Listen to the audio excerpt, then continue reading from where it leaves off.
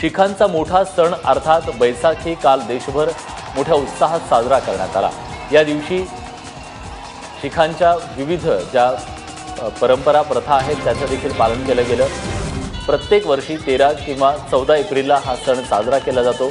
यंदा 13 एप्रिलला हा सण साजरा करण्यात आला। वाघा बॉर्डरवर बैसाखी निमित्त खास कार्यक्रमाचं आयोजन करण्यात आलं होतं।